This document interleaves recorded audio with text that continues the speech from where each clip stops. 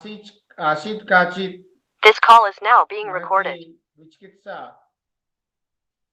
यदैव कक्षायाः समारम्भः तदैव नेटवर्क बाधा सम्भवत्। तस्मात् कारणात् किमपि न जातं, वार्तालापोऽपि न जातः। अहमत्र बहु प्रयासरतः आसम्, परन्तु देहल्याम् इदानीम् अतीव सघनः कुहरा इति भवति। तत्र न जाने तस्मात् कारणात् वा अन्यं वा किमपि कारणम् आसीत् येन नेटवर्क बाधा बहु कष्टं दत्तवती। आवयोः सम्पर्कः परस्परं न जातः। तस्मात् कारणात् यत् पठितं पाठितं वा तत्सर्वं न जाने कुत्र गतं। परन्तु अहमेवं जानामि यत् अर्थवदधातुरप्रत्ययः प्रातिपदिकम् इति सूत्रं समग्रं मया उपवर्णितम् आसीत्, व्याख्यातम् आसीत्। मया कुतः पाठितव्यम् इति मे मनसि जिज्ञासा वर्तते।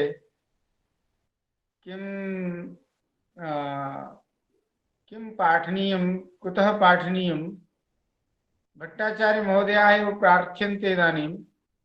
ते एव वदिष्यन्ति यत् मया कुतः पाठनीयम्।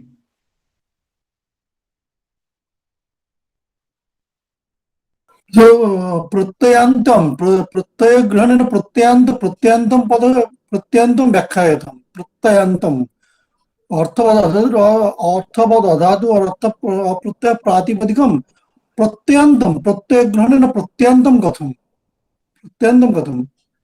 अस्तु, अर्थवदधातुरप्रत्ययः प्रातिपदिकम् इत्यस्मिन् सूत्रे इतः एव वयं चर्चां कुर्मः अग्रे। अर्थवदधातुरप्रत्ययः प्रातिपदिकम् इति सूत्रं वर्तते।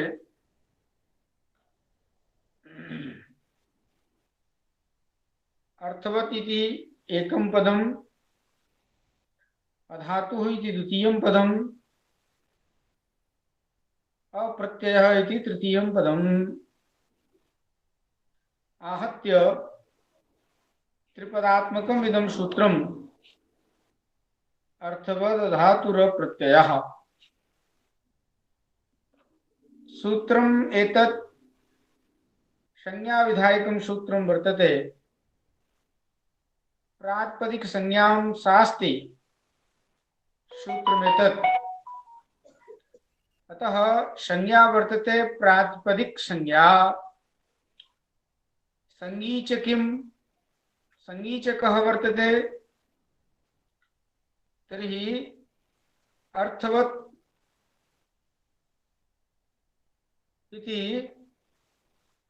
अर्थः अस्ति अस्य असौ अर्थवान्।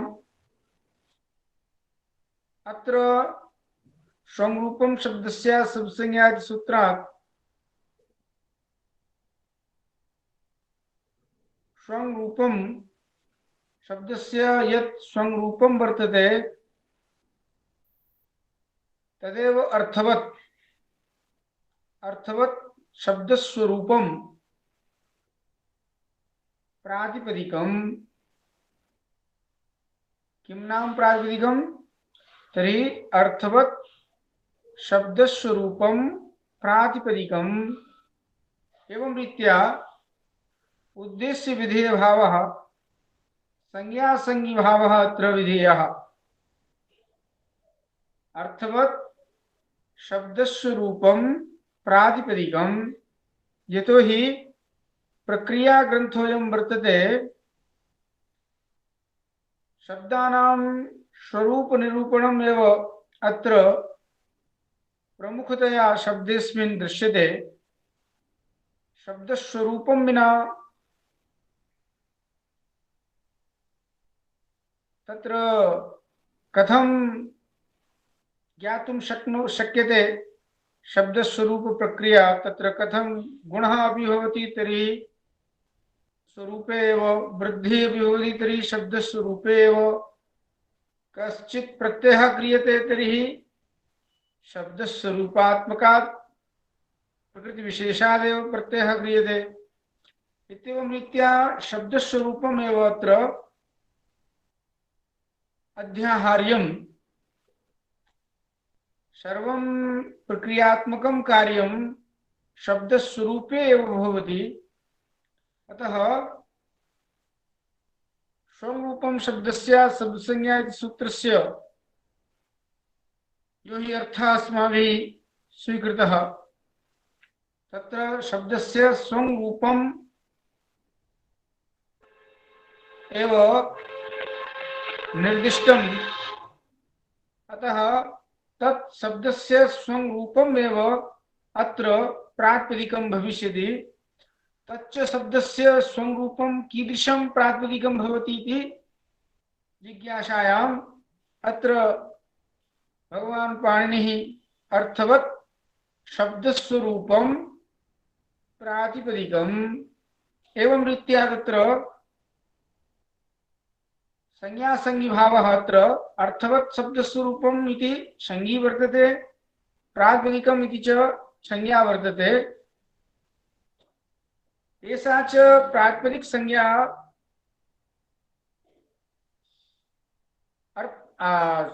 तत्र पारिभाषिकी संज्ञा वर्तते। व्युत्पत्तिलभ्यः यो हि अर्थः अत्र प्रातिपदिक शब्दस्य भवति इति मया पूर्वं व्याख्यातम्। अतः पारिभाषिकं शब्दस्वरूपम् अत्र प्रातिपदिकं भविष्यति। पारिभाषिकी काचित् संज्ञा अत्र क्रियते मुनिना पाणिनिना।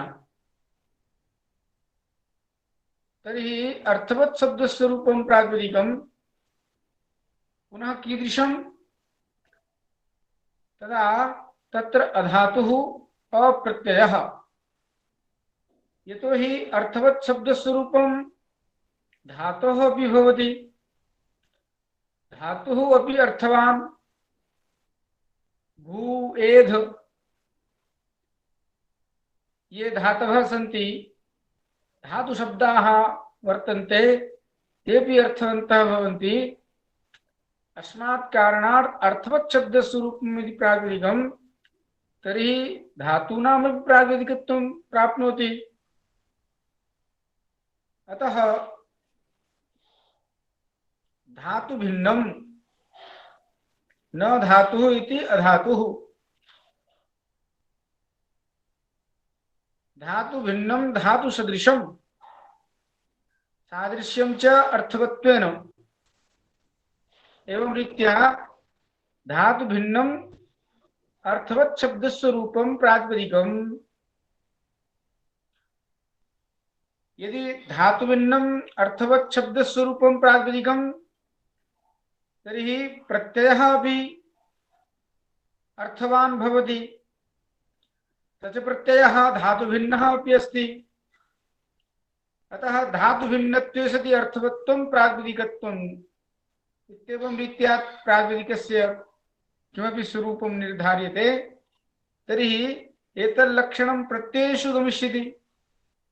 प्रत्ययाः अपि अर्थवन्तः भवन्ति, धातुतः भिन्नापि सन्ति। अतः प्रत्ययानामपि प्रातिपदिकत्वं भवितुमर्हति। त्रिच, डबुल, त, तवतु, त्वा, ल्यप, घञ आदि प्रत्ययानाम् अर्थवत्वात् धातु भिन्नत्वाच्च प्रत्ययानामपि प्रातिपदिकत्वं प्राप्नोति।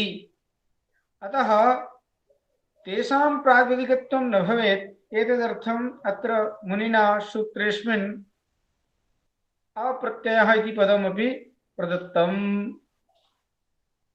अतः प्रत्ययभिन्नत्वे सति धातु भिन्नत्वे सति यद अर्थवत्वं, यद अर्थवत् शब्दस्वरूपं तत् प्रातिपदिकम्। एवं रीत्या प्रातिपदिकस्य अत्र पारिभाषिकं स्वरूपं सूत्रमेतत् अर्थवदधातुरप्रत्ययप्रातिपदिकम् इति सूत्रं किमपि पारिभाषिकं स्वरूपम् अत्र प्रातिपदिक शब्देन प्रस्तौति। अत्र व्युत्पत्तिलभ्य अर्थः अपि संघटते, यतोहि प्रातिपदिक शब्दस्य व्युत्पत्तिलभ्य अर्थः वर्तते पदं पदम् इति प्रतिपदं प्रतिपदम् अर्हति इति प्रातिपदिकं, सोऽप्यर्थः अत्र संघटते। अथ च पारिभाषिकरूपोऽप्यर्थः अत्र स्वतरां संघटते। तस्मात् कारणात् अत्र तादृशं किमपि शब्दविशेषम् अर्थवत् शब्दस्वरूपं प्रातिपदिकं भवति इति अत्र अर्थवदधातुरप्रत्ययः प्रातिपदिकम् इति सूत्रं निर्दिशति। अतः अस्य सूत्रस्य अर्थ निरूपणावसरे ग्रंथकारः वदति धातुभिन्नं धातुं प्रत्ययं प्रत्यांतं च वर्गयित्वा अर्थवत् शब्दस्वरूपं प्रातिपदिकम् इत्येवं रीत्या तत्र मूले ग्रंथकारः अस्य सूत्रस्य वृत्तौ अस्य सूत्रस्य अर्थमपि लिखति। आहत्य सारांशतया वक्तुमेतत् शक्यते यत् धातुप्रत्ययविरहितम् अर्थवत् शब्दस्वरूपं प्रातिपदिकम्। एवं रीत्या अस्माभिः रामादिशब्दाः अत्र उदाहरणस्वरूपे प्रस्तोतव्या। यदा वयम् अत्र रामादीनाम् अव्युत्पन्नपक्षं स्वीकुर्मः, नित्यः शब्दः, तदा रामशब्दोऽयं धातुभिन्नः प्रत्ययभिन्नः अर्थवत् शब्दस्वरूपः अर्थवत् शब्दस्वरूपत्वेन अपि वर्तते। अस्य रामशब्दस्य दशरथापत्तिरूपो अर्थः कदाचित् स्वीक्रियते, न तु व्युत्पत्तिलभ्यः अर्थः रमन्ते योगिनो अस्मिन्निति स रामः रम क्रीडायां धातोर्घ्ने प्रत्ययादि कल्पना अत्र न कर्तव्या। शब्दस्य नित्यत्वात् शब्दस्य उत्पत्तिर्न क्रियते, अव्युत्पन्नाः शब्दाः भवन्ति इति पक्षे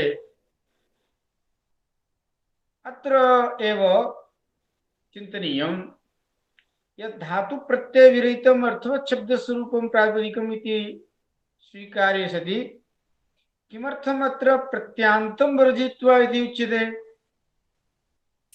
जतोहि कृत तद्धित समासश्च तो लाया है, इसीलिए तो प्रत्यय तो लाया ही है, तो प्रत्यांत बोलने का जरूरी क्या, ये मेरा कहना है। कृत तद्धित समासश्च साधु साधु साधु।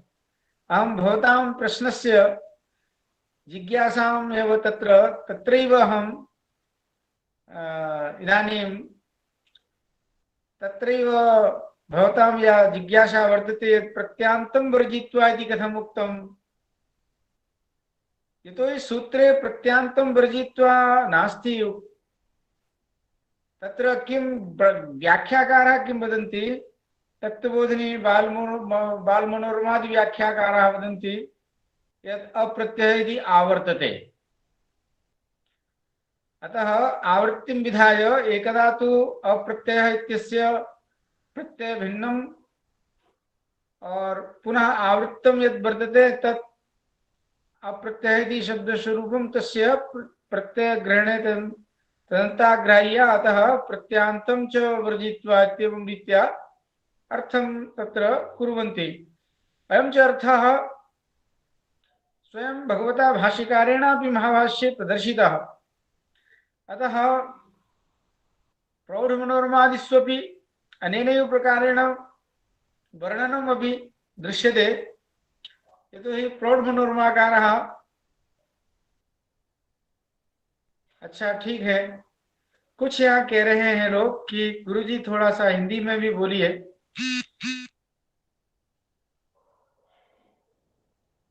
तो हिंदी में बोलते हैं, थोड़ा सा हिंदी में चर्चा करते हैं। यहाँ प्रश्न ये उठता है कि ये धातु और प्रत्यय से रहित जो अर्थवत शब्द स्वरूप है उसकी प्रातिपदिक संज्ञा होती है, यह तो समझ में आ रहा है, पर प्रत्यांत को भी छोड़कर ये अर्थ कहां से आया, ये अर्थ क्यों किया, इस पर थोड़ा सा हम चर्चा करना चाह रहे हैं। क्योंकि उत्तर सूत्र जो है आगे आने वाला है, द्वितीय सूत्र कृतद्धित समासाश्च, अभी उस सूत्र की तरफ हम नहीं जा रहे हैं। अभी ऐसा मानिए कि अभी हमें वह सूत्र का अर्थ हमें पता नहीं है, अभी तो केवल हम इसी सूत्र के ऊपर चर्चा कर रहे हैं, तो शायद जल्दी समझ में आएगा। तो कहने का मतलब यह है कि प्रत्यांतम च वर्जित्वा ये अर्थ क्यों कर रहे हैं आप, तो इसका स्पष्ट उत्तर है, शुभंत जितने भी शब्द हैं, जैसे रामेण शब्द है, हरिणा शब्द है, या तिगंत शब्द हैं, धावती गच्छति पचति इत्यादि, तो धावती गच्छति पचति इत्यादि जो तिगंत शब्द हैं वो भी धातु भिन्न है और प्रत्यय भिन्न है और अर्थवत है। ऐसे ही राम शब्द के ही आप अन्य विभक्तियों के रूप लीजिए, रामेण शब्द है या हरिणा शब्द है, या तो हरिणा शब्द भी धातु भिन्न है, प्रत्यय रूप भी नहीं है, प्रत्यय भिन्न भी है और अर्थवान शब्द स्वरूप भी है। अतः जैसे राम शब्द अव्युत्पन्न की प्रातिपदिक संज्ञा इस सूत्र से होती है, वैसे ही हरिणा, हरे, पचति, भवति इत्यादि सुबंतानाम तिङन्तानाम शब्दानाम अपि अर्थवत्वात् धातु भिन्नत्वात् प्रत्यय भिन्नत्वात् च प्रातिपदिक संज्ञा प्राप्नोति। अतः तेषां प्रातिपदिक संज्ञा न भवतु, अर्थात सुबंतानां पदानां प्रातिपदिक संज्ञा न भवतु। आप बार बार वो क्या संस्कृत में ही चले जाते हैं, हम यहाँ नियम थोड़ा सा तोड़ना पड़ रहा है, क्योंकि यहाँ कुछ श्रोता हमारे ऐसे हैं जो संस्कृत में नहीं सुन पाते हैं, हिंदी में अच्छी तरह से सुन पाते हैं। तो मैं ये कह रहा था कि सुबंत जो पद हैं और तिगंत जो पद हैं वो धातु भिन्न भी हैं, प्रत्यय भिन्न भी हैं, वो प्रत्यय रूप भी नहीं है और धातु रूप भी नहीं है, पर अर्थवत है, अर्थवान है, तो वो भी प्रातिपदिक संज्ञक हो जाएंगे। अतः उनकी प्रातिपदिक संज्ञा न हो, इसलिए ग्रंथकार यहाँ पर धातुम प्रत्ययम प्रत्यांतम च वर्जित्वा, जब ये कह देंगे ना कि प्रत्यांतम च वर्जित्वा, तो जो सुबंत शब्द हैं, हरिणा, हरे, हरिणाम, और जो तिगंत शब्द हैं, गच्छति, भवति, वर्तते, विद्यते, इन शब्दों की प्रत्यांत होने के कारण प्रातिपदिक संज्ञा जो प्राप्त हो रही थी वो नहीं होगी। इसलिए एक प्रकार से अतिव्याप्ति रूप जो अर्थ आ रहा था, अतिव्याप्ति रूप जो दोष आ रहा था, वह दोष निवृत्त हो जाता है, ऐसा ग्रंथकार का मानना है। जी ऐसा तो प्रयोग तो है, मान लीजिए भवते लटी प्रथमैक पुरुष प्रथमैक वचने, प्रथम पुरुष प्रथमिक वचने भवति भवति भवति भवति, ऐसा तो प्रयोग तो वाक्य में तो होता है। भवते लटी प्रथम पुरुषस्य एक वचने भवति भवति, ऐसा तो होता है। ठीक है, ऐसे ही भगवान पाणिनि ने भी उपयोग किया है भवतेर, भवते रह। तो भवती शब्द के षष्ठी के एक वचन में भवते यह प्रयोग बनता है, तो ये कैसे होगा? तो उसका तो समाधान है, इक्स्तिपौ धातु निर्देश है, तो वो भवती शब्द जो है कृदंत बन जाएगा, स्तिप प्रत्यय कर देंगे भू धातु से तो भवती शब्द बन जाता है। अथवा भवती शब्द का, तिगंत शब्द का ही हम क्या बोलते हैं उसको, एक प्रकार का प्रतीक लेकर के उसके शब्द स्वरूप का अनुकरण और अनुकार्य भाव की विवक्षा कर देंगे। तो अनुकरण लेकर के अयम किम आह, तो अयम भवत, गुरु जी अनुकरण लेगा तो मान लीजिए गोवित आहो, एक तो ये तो हो जाएगा, गो तो होता है, उधर तो अनुकरण है। हाँ, प्रतीक प्रतीक जब पकड़ लेंगे हम, तो प्रतीक पकड़ करके हम इस तरह से भी किसी शब्द की अनुकरण करके हम अनुकरण करेंगे तो वहां कोई धातु प्रत्यय प्रकृति इत्यादि की स्थिति नहीं आती, अतः उसके शब्द स्वरूप की प्राप्त संज्ञा होकर के हम इस तरह से रूप बना लेते हैं। खैर, हम यहाँ ये समझ चुके हैं कि धातु अधातु माने धातु भिन्न क्यों कहा, प्रत्यय भिन्न क्यों कहा, प्रत्यांत भिन्न क्यों कहा, और अर्थवत शब्द स्वरूप की प्राप्त संज्ञा होती है यह क्यों कहा।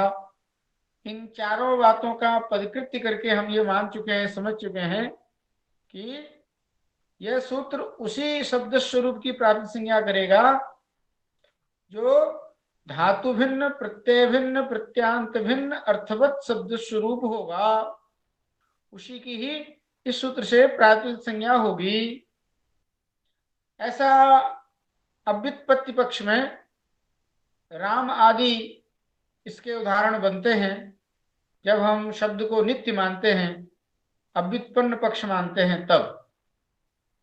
तो इस तरह से हमने इस सूत्र का संपूर्ण अर्थ, यह सूत्र करता क्या है, किसकी प्राकृतिक संज्ञा होती है, यह सब हमने संज्ञा क्या है, संज्ञा क्या है, यह यहाँ पर हमने समझ लिया।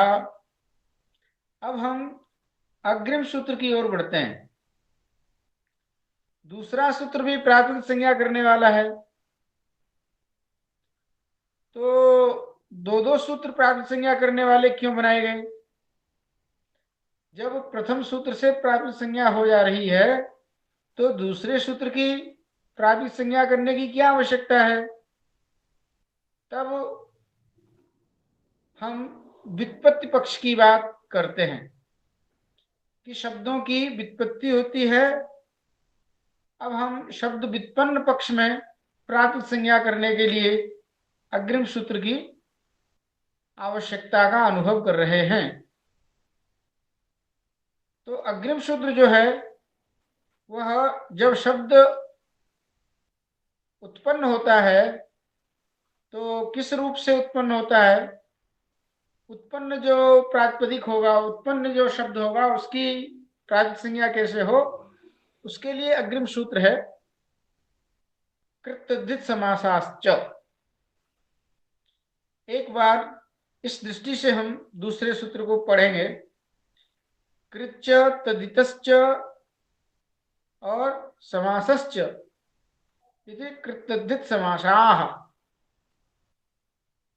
इस तरह से यह एक पद हुआ और च यह द्वितीय पद हुआ, अर्थात कृत से यहां कृत प्रत्यय कृद तिंग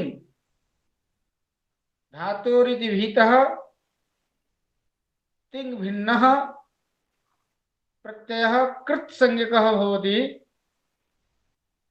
धातु से भीत हो और तिंग से भिन्न हो, ऐसा जो प्रत्यय होता है वह कृत संज्ञक होता है, और वह कृत संज्ञक प्रत्यय है अंत में जिसके प्रत्यय ग्रहणे तदंताग्राह्या, क्योंकि न केवल प्रत्यय प्रयोक्तव्य नापि केवला प्रकृति प्रयोक्तव्या, अतः कृत पद से यहां हम कृदंत अर्थ लेंगे। ऐसे ही तद्धित शब्द की बात करें तो तद्धित प्रत्यय तद्धिता सूत्र के अधिकार में कहे गए प्रत्यय जो हैं वो तद्धित प्रत्यय कहलाते हैं, और वहां भी तद्धित शब्द से तद्धितांत अर्थ लिया जाता है। इसलिए कृदंतानाम अथ च तद्धितांतानाम, और अग्रिम शब्द आया समास। जिन शब्दों में समास होता है वह शब्द भी व्युत्पन्न माने जाते हैं। जैसे पीतांबर शब्द है तो पीतम अंबरम यस्य सह पीतांबरः, अनेक मनि पदार्थे से समास करके यहाँ पर हमने पीतांबर शब्द एक उदाहरण के रूप में आपके सामने रखा है। यह जो समास यहाँ पर लिया गया है पीतांबर कहिए या पीतांबरकः, शेषार्थ विभाषा से क प्रत्यय कर दीजिए, बहुब्रीहि में क प्रत्यय विकल्प से होता है, पीतांबरः भी बनता है पीतांबरकः भी बनता है। तो इस प्रकार के जो समास के द्वारा शब्द बनाए जाते हैं, उत्पन्न किए जाते हैं, कृदंत के द्वारा जो शब्द उत्पन्न किए जाते हैं, तद्धितांत के द्वारा जो शब्द उत्पन्न होते हैं, ऐसे शब्दों की उत्पन्न पक्ष में शब्दोत्पत्ति पक्ष में प्राकृतिक संज्ञा करने के लिए यह सूत्र बनाया गया। कौन सा? कृत तद्धित समासाश्च। और इस कृत तद्धित समासाश्च सूत्र का अर्थ लिखते हैं ग्रंथकार,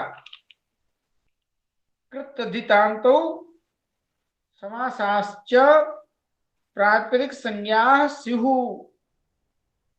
तो गुरु जी पहले बोला प्रत्यंत होगा नहीं, उसका बाद बोला कृतधित समासश्च। ये मेरा प्रश्न जिज्ञासा की आधार भूमि है। हाँ चलिए अब यहां पर देखिए, पूर्व सूत्र तो प्रत्यांत रहित की प्राप्त संज्ञा करता है और यह सूत्र प्रत्यांत की ही प्राप्त संज्ञा करता है ना। दोनों सूत्रों में अंतर है। दोनों सूत्रों का प्रातिपदिक संज्ञा भले ही एक हो, पर दोनों प्रातिपदिकों का उद्देश्य अलग अलग है। पूर्व सूत्र जब प्रातिपदिक संज्ञा जिसको उद्देश्य करके करता है वह अर्थवत शब्द स्वरूप प्रत्यय भिन्न, धातु भिन्न, प्रत्यांत भिन्न होना चाहिए। ऐसा संज्ञी जब होगा तब उसकी प्रातिपदिक संज्ञा होगी। तो वो शब्दों को जब हम नित्य मानते हैं, अनादि निधनम ब्रह्म शब्द तत्वम यदक्षरम, जब ये पक्ष मानते हैं कि यह शब्द उत्पन्न नहीं होता, उस पक्ष में वह सूत्र प्रातिपदिक संज्ञा करेगा। और जब हम व्युत्पत्ति पक्ष मानते हैं तब शब्दों की व्युत्पत्ति पूरे संस्कृत भाषा में आप चले जाओ तो कृदंत, तद्धितांत और समास शब्द जितने भी हैं वो सब प्रातिपदिक कहलाते हैं, और उन सब की प्रातिपदिक संज्ञा करने वाला यही सूत्र है, कृत तद्धित समासाश्च। यही सूत्र उनकी सबकी प्रातिपदिक संज्ञा करके उन सबको सुबंत बना देता है। तो कहने का मतलब यह है कि भगवान पाणिनि ने प्रातिपदिक शब्द को व्याकरण शास्त्र की प्रक्रिया के निर्वाह की दृष्टि से दो रूप में यहाँ प्रातिपदिक शब्द का संज्ञी जो अर्थवत शब्द स्वरूप है वह दो रूप में प्रस्तुत किया है। एक तो शब्द व्युत्पत्ति पक्ष में और एक शब्द अव्युत्पत्ति पक्ष में, शब्द नित्यत्व पक्ष में और शब्दानित्यत्व पक्ष में। इस तरह से यहाँ प्रातिपदिक संज्ञा के जो संज्ञी हैं वो दो प्रकार के हो गए, एक तो नित्य शब्द और एक अनित्य व्युत्पन्न शब्द। अस्तु, हमने दूसरे सूत्र का अर्थ भी यहां समझ लिया। यहाँ च से क्या लिया जाए, तो व्याख्याकार अपनी अपनी व्याख्या करते हैं। च से तो वह प्रातिपदिक शब्द की अनुवृत्ति आती है, देखा जाए तो च से पूर्व सूत्र से अर्थवधातु र प्रत्यय प्रातिपदिकम कृतद्धित समासाश्च प्रातिपदिकम। इस तरह से पूर्व सूत्र जो अर्थवधातु र प्रत्यय प्रातिपदिकम है, वहां से प्रातिपदिकम शब्द की अनुवृत्ति च के बल से यहाँ पर उत्तर सूत्र में लाते हैं। ऐसा गुरु जी, या तो मैंने उत्तर सूत्र में चौ नहीं रहेगा तो अनुवृत्ति नहीं होगा। नहीं नहीं मान नहीं, लीजिए चौर नहीं होता तो अनुवृत्ति नहीं होगा, यानी चौक का बल पर ही अनुवृत्ति होता है। सुनिए सुनिए, यही यही मैं कहना चाह रहा हूं। यहाँ पर एक सामान्यतया हमें प्रतीत होता है, जैसे अन्यत्र भी प्रतीत होता है, कि चौके बल पर भी हम अनुवृत्ति लाते हैं। इसीलिए एक परिभाषा बनाई जाती है कि चानुकृष्टम नोत्तरत्र। चौके द्वारा जो अनुवृत्त होता है उसकी फिर अनुवृत्ति आगे नहीं होती है। तो आगे अनुवृत्ति न हो, इसलिए वहां चानुकृष्टम न उत्तरत्र। जैसे जब कोई चीज खींच कर लाई जाती है, अनुवृत्त होकर के लाई जाती है, तो फिर उसकी अनुवृत्ति उत्तर सूत्रों में नहीं जाती है। तो बल्कि च यहाँ इसलिए है कि उत्तर सूत्रों में कहीं प्रातिपदिक पद अनुवृत्त न हो जाए। यदि अनुवृत्त हो तो केवल प्रातिपदिक शब्द इसी सूत्र तक आए। एक प्रकार का ये आपको नया सा व्याख्यान महसूस हो रहा होगा कि ये क्या हम नई सी बात सुन रहे हैं, पर ये बात जान लीजिए। चौके बल पर भी कोई अपकर्षण होता है, पूर्व सूत्र से अपकर्षण होकर के लेकर शब्द को लाया जाता है। अर्थवद धातु अप्रत्यय प्रातिपदिकम कृतद्धित समासाश्च प्रातिपदिकम। ऐसे इस तरह से हम अन्वय करते हैं। एक सामान्य दृष्टि से देखा जाए तो च से हम यहाँ प्रातिपदिक शब्द का अनुवृत्ति न करके अभी तो उसका अनुकर्षण किया जाता है, उसको खींच करके लाया जाता है कि प्रातिपदिक शब्द, प्रातिपदिक संज्ञा केवल नित्य शब्दों में ही सीमित न रहे। यदि अनित्य शब्द हैं, व्युत्पन्न शब्द हैं, तो इन शब्दों की भी प्रातिपदिक संज्ञा हो। च शब्द यहाँ अप्यर्थक मान लिया जाए। प्रातिपदिक कृत्यधिक समासास च माने अपि, कृत्यधिक समासाः अपि प्रातिपदिकम। इस तरह से अभी हमारे सामने कोई भाष्य नहीं है, कोई व्याख्याकार नहीं है, केवल अष्टाध्यायी है। तो उस अष्टाध्यायी की का जब हम पूर्व सूत्र से दूसरे सूत्र के साथ संबंध जोड़ते हैं तो वहां चानुकृष्टम नोत्तरत्र, चौके द्वारा जो अनुकृष्ट किया जाता है, खींच करके लाया जाता है, वहां अनुवृत्ति नहीं हो रही। अभी तो चौके बल पर हम प्रातिपदिक शब्द को वहां से पूर्व शब्द को खींच करके ला रहे हैं। ऐसा जब ये पक्ष मानते हैं तब तो यहाँ च का तात्पर्य, च शब्द से हम प्रातिपदिक शब्द का ही, पूर्ववर्ती प्रातिपदिक शब्द का ही यहाँ पर अनुकर्षण करते हैं। ये एक पक्ष है। कृतद्धित समासास च प्रातिपदिकम। इस तरह से च से हमने प्रातिपदिकम शब्द को ही ला करके यहाँ रख लिया। तो हमारा प्रातिपदिक दो प्रकार का हो गया, एक तो धातु भिन्न, प्रत्यय भिन्न, प्रत्यांत भिन्न। और यदि प्रत्यांत, अब यहाँ पर वास्तव में भाष्यकार तो कुछ और ही कहते हैं। भाष्यकार तो ये कहते हैं कि यदि, क्योंकि जब आप शेखर पढ़ेंगे तो शेखर में एतत् संज्ञा फलभूत विभक्ति इतर समीप्याहारान अपेक्षा लोके अर्थ विषय बोधनकत्व, दोनों सूत्रों का एक सामान्य अर्थवत्व की चर्चा उन्होंने, शेखरकार ने, नागेश भट्ट ने की है। तो वो महाभाष्य के आधार पर ही की है। तो महाभाष्यकार ने कुछ दूसरी प्रकार की यहाँ व्याख्या की है। तो अभी सिद्धांत कौमुदी का स्तर है, हम ज्यादा उस पर चले जाएंगे तो बहुत कुछ 2-4 दिन चाहिए उसकी व्याख्या करने के लिए। तो एतत् संज्ञा फलभूत विभक्ति इतर समीप्याहारान अपेक्षा लोके अर्थ विषय बोधनकत्वम, ये बहुत ही लोके अर्थ विषय बोधलिकत्व, ऐसा करके जो सामान्य अर्थवत्व की कल्पना, दोनों उभय सूत्र साधारण जो अर्थवत्व है उसकी चर्चा यहाँ आ जाती है, तो फिर वो बहुत बड़ा विस्तार हो जाएगा।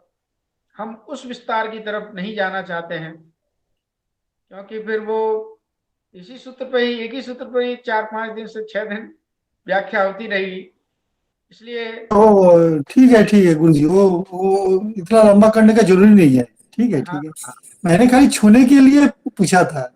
हाँ, ठीक है, कोई बात नहीं है। तो अब यहाँ पर हम अग्रिम ग्रंथकार की जो पंक्ति हैं उनको पढ़ते हैं। अब ग्रंथकार ये कहते हैं कि पूर्व सूत्रेण सिद्धे समास ग्रहणम नियमार्थम। इस सूत्र में, इस सूत्र को नियामक सूत्र बनाते हैं, और अर्थवद धातु प्रत्यय प्रातिपदिकम सूत्र को नियम्य सूत्र बनाते हैं। इस तरह से इन दोनों सूत्रों में परस्पर नियम में नियामक भाव की बात आती है। वो ये कहते हैं कि ठीक है, प्रत्यांत भिन्न की प्रातिसंज्ञा कर ली, और यदि प्रत्यांत की प्रातिसंज्ञा हो तो कृदंत कृत प्रत्यय रूप अंत में हो, जिसके कृदंत रूप हो अथवा तदितांत रूप हो। यदि प्रत्यांत की प्रातिसंज्ञा करनी है तो कृदंत की और तदितांत की प्रातिसंज्ञा पूर्व सूत्र से हो नहीं सकती। अतः यहां तक तो ठीक है, पर समास ग्रहण क्यों कर रहे हो इस सूत्र में? समास की प्रातिसंज्ञा तो पूर्व सूत्र से हो सकती है। समास की प्रातिसंज्ञा पूर्व सूत्र से इसलिए हो सकती है कि समास जो है वो धातु भिन्न भी है, प्रत्यय भिन्न भी है, और प्रत्यांत भिन्न भी है, और अर्थवत शब्द स्वरूप भी है। इसलिए समास ग्रहण इस सूत्र में क्यों किया? समास ग्रहण करना पड़ा व्यर्थ, व्यर्थ पड़ा क्यों? सूत्रकार ने यहां समास ग्रहण किया। समास की तो प्रातिसंज्ञा पूर्व सूत्र से ही सिद्ध है, अर्थवत धातु प्रत्यय प्रातिपदिकम सूत्र से ही सिद्ध है, क्योंकि धातु भिन्न, प्रत्यय भिन्न, प्रत्यांत भिन्न, अर्थवत शब्द स्वरूप है समास। पीतांबर, यह जो राजपुरुष, यह जो शब्द बनता है, राज्ञ पुरुष राजपुरुष। अब यहां पर देखिए, ये जो समास हो रहा है, समास होकर के जो राजपुरुष शब्द बन रहा है और पीतांबर शब्द बनता है, यह कैसा है? धातु भिन्न भी है, प्रत्यय भिन्न भी है, प्रत्यांत भिन्न भी है, और अर्थवत शब्द स्वरूप भी है। तो इस समास की प्रातिनिधिक संज्ञा तो पूर्व सूत्र से सिद्ध है, समास ग्रहण करने की इस सूत्र में क्या जरूरत है? पूर्व सूत्रेण सिद्धे। इसी बात को ग्रंथकार यहाँ ग्रंथ में लिखते हैं कि पूर्व सूत्रेण सिद्धे समास ग्रहणम नियमार्थम। मेरी आवाज आ रही है? आज अच्छा आ रहा है गुरु जी, अच्छा आ रहा है, एकदम एकदम झक्कस आ रहा है, बहुत सुंदर आ रहा है। तो ऐसे लड़का लोग बोलता है ना, झक्कस। हाँ ठीक है, वो मैंने ये इसलिए पूछ लिया कि कहीं धोखा न हो जाए, पहले की तरह 2 दिन पहले ऐसे ही चलता रहा। तो अब देखिए, मूल में ग्रंथकार लिखते हैं, उस पंक्ति को देखिए। ग्रंथकार लिख रहे हैं कि पूर्व सूत्रेण सिद्धे समास ग्रहणम नियमार्थम। सिद्धे सति आरभ्यमाणो विधिर नियमाय कल्पते। जो चीज पूर्व सूत्र से सिद्ध हो जाती है, पूर्वतः सिद्ध है, तो वह सूत्र, वह समास ग्रहण व्यर्थ पढ़ के नियम करता है। क्या नियम करता है? कि यत्र संघाते पूर्व भाग पदम तस्य प्रातिसंज्ञा चेत तर्हि समासस्यैव। अब ये पंक्तियां यहां समझने लायक हैं, इन पंक्तियों को समझिए। अब इन्होंने कहा कि भाई समास ग्रहण व्यर्थ नहीं है, वह सार्थक है। क्या सार्थकता है? किस अंश में समास ग्रहण की सार्थकता है? उन्होंने कहा कि यदि समास ग्रहण नहीं करेंगे तो संस्कृत कोई वाक्य ले लीजिए, देवदत्तः ग्रामं गच्छति। अब देवदत्तः ग्रामं गच्छति, हम अत्र गत्वा उपविश। हाँ, तो देवदत्तः ग्रामं गच्छति, या कोई और, जैसा कि आपने कहा कोई दूसरा वाक्य ले लीजिए, तो वाक्य भी धातु भिन्न, प्रत्यय भिन्न और प्रत्यांत भिन्न है, और अर्थवत शब्द स्वरूप भी है, अर्थवत शब्द समुदाय रूप भी है। तो पूरे वाक्य की प्रातिसंज्ञा हो रही है पूर्व सूत्र से। देखिए कहां तक दृष्टि जा रही है, कहां तक हम चिंतन कर रहे हैं, हमारे ग्रंथकार कहां तक ले जाना चाहते हैं आपको, कि देवदत्तः ग्रामम गच्छति यह जो वाक्य है, यह पूरा वाक्य शब्द समुदाय रूप है, शब्द संघात रूप है। तो यह शब्द संघात कैसा है? अर्थवत है, अर्थ निकल रहा है इस वाक्य का, और धातु भिन्न भी है यह वाक्य, प्रत्यय भिन्न भी है और प्रत्यांत भिन्न भी है। अर्थात प्रत्यांत भिन्न भी है मतलब प्रत्यांत तदादि भिन्न है, ये कहना चाहते हैं। तो प्रत्यांत तदादि भिन्न होने के कारण यहाँ पर उसी पूर्व सूत्र से देवदत्तः ग्रामं गच्छति इत्यादि जो वाक्य हैं, उन वाक्यों की भी प्रातिपदिक संज्ञा प्राप्त होती है। तो समासक ग्रहण यहाँ पर व्यर्थ बढ़ के नियम करेगा कि भैया वहां प्रातिपदिक संज्ञा नहीं होगी। तो समासक ग्रहण का सार्थकता वाक्य में प्रातिपदिक संज्ञा न करने के लिए व्यर्थ बढ़ के, उस समासक ग्रहण ने व्यर्थ बढ़ के क्या नियम किया कि पूर्व सूत्र वही प्रातिपदिक संज्ञा करेगा, यत्र संघाते पूर्वो भाग पदम, जहां समुदाय में पूर्व भाग पद घटितत्व जहां रहेगा, पूर्व भाग जहां पद बनेगा, ऐसे यदि वाक्य की प्रातिपदिक संज्ञा हो तो जहां समास हो रहा है उसी की ही हो,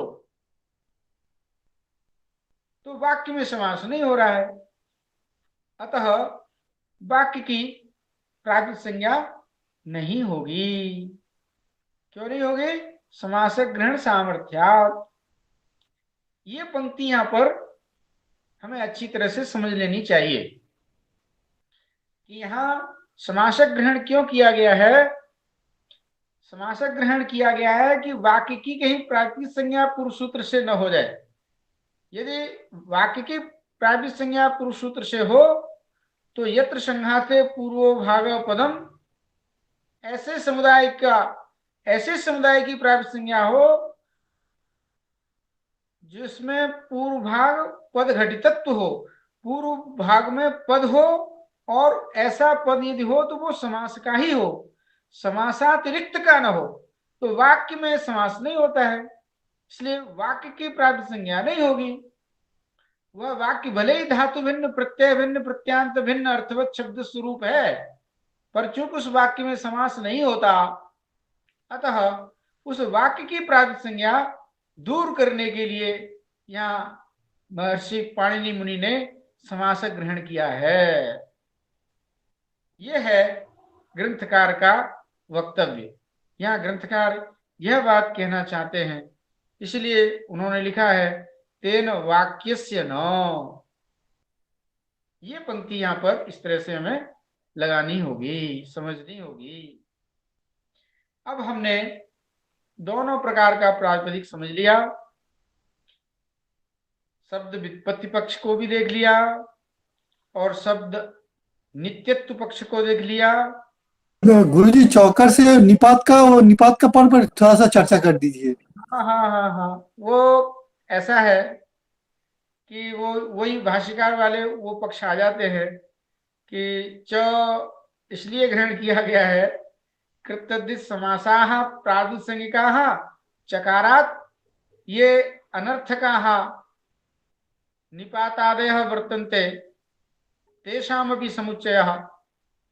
ऐसा तत्वबोधनीकार प्रौढ़ मनोरमाकार कहते हैं कि च से वहां हम उन अनर्थक निपातादियों की भी प्रातिपदिक संज्ञा हुम फट इत्यादि की भी, क्योंकि प्रातिपदिक संज्ञा करनी है, अपदम न प्रयुंजीत, भाष्यकार कहते हैं कि अपद का प्रयोग नहीं करना है, तो पद बनाना है फट को, अब हुम फट इत्यादियों को प्रातिपदिक बनाना है, तो क्या करें कि वो उनका कोई अर्थ नहीं निकल रहा है। तो कहा कि ठीक है, चकारात, उन अनर्थक शब्दों की भी प्रातिपदिक संज्ञा करने के लिए यहाँ चकार ग्रहण किया है। तब गुरुजी, तब तो कृत तद्धित समास चा, ये क्यों नहीं हुआ? वो पक्ष है भाष्यकार। अब वो पक्षों को हम ज्यादा, अभी हम सिद्धांत कौमुदी के स्तर से चल रहे हैं, उन महावास्य आदि पक्षों को लेकर के और उन शेखर आदि सिद्धांतों को लेकर के हम नहीं चलना चाहते। और यहाँ जो ऐसा मूल में लिखा हुआ है, क्योंकि हमारे सामने बहुत सारे विद्यार्थी हैं, वो पहले इस शब्द स्वरूप को समझें और इस तरह से धीरे धीरे थोड़ा थोड़ा समझें, तो फिर अपने आप आगे जब पूछेंगे प्रबुद्ध हो जाएंगे, उनके मन में प्रश्न आते जाएंगे, तब फिर उनका समाधान करना उचित होगा। इसलिए हम अब यहाँ ज्यादा चर्चा नहीं करना चाहते हैं। अस्तु, यहाँ मेरा ख्याल है कि अब समय भी लगभग पूरा हो रहा है और प्रत्यय परश्च और ज्ञाप प्रातिपदिकात्, यहाँ आगे जो शब्द आ रहा है, सूत्र आ रहा है,